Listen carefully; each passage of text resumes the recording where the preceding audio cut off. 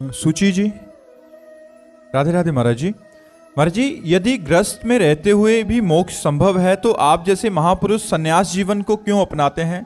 भगवान ने सृष्टि में एक नहीं रचा, अनेक रचा है। एक नहीं रचा, अनेक रचा है। अगर सृष्टि का मंगल अच्छे स्वभाव से होता है तो बुरे स्वभाव वालों को क्यों रचा? यदि मदिरा पीना निषेध है, मांस खाना निषेध है, फिर रचना क्यों की? अगर हम प्रश्न करें तो शाम तक ऐसे ही प्रश्न करते रहेंगे।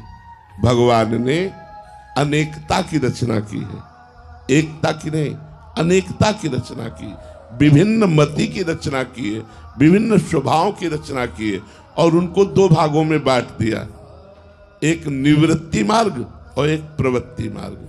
निवृत्ति मार्ग भोगों का त्याग करते हुए, त्याग का प्रयास करते हुए सफलता पूर्वक भगवान को प्राप्त करना, और प्रवृत्ति मार्ग धर्मयुक्त भोगों को भोगते हुए प्रयासरत रहकर मोक्ष मार्ग में जाना।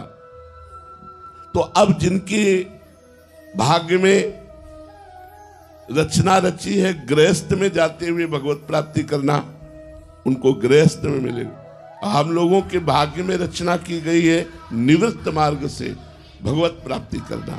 और दूसरा रहस्य, गृहस्थ मार्ग में रहते हुए आप केवल अपना उद्धार कर सकते हैं, और विरक्त मार्ग का अगर एक साधक भगवत प्राप्त हो गया तो प्रांत के प्रांत का कल्याण कर देगा। अगर एक अपने में आ जाए तो मम भक्ति युक्तो भोनम पुनाति, पूरे लोक को पावन कर सकता है, क्योंकि उसने भोगों का त्याग करके रात दिन केवल भगवान का चिंतन किया है। आप गृहस्थी में देखिए बड़ी समस्याएं हैं। आप बड़े भाग्यशाली हैं जो सत्संग सुन रहे हैं, नहीं तो सत्संग सुनने का टाइम नहीं, भजन करने का टाइम नहीं।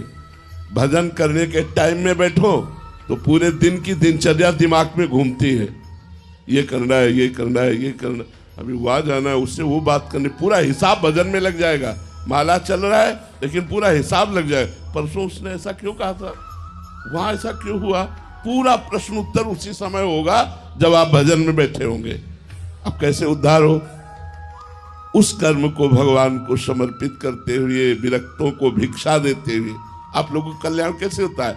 जैसे विरक्त संत जन है, इनको भोजन पवाते, इनको वस्त्र, इनके वास की व्यवस्था, ठाकुर सेवा, समाज सेवा, जितना बना उतना भजन, जितना बना, लेकिन विरक्त के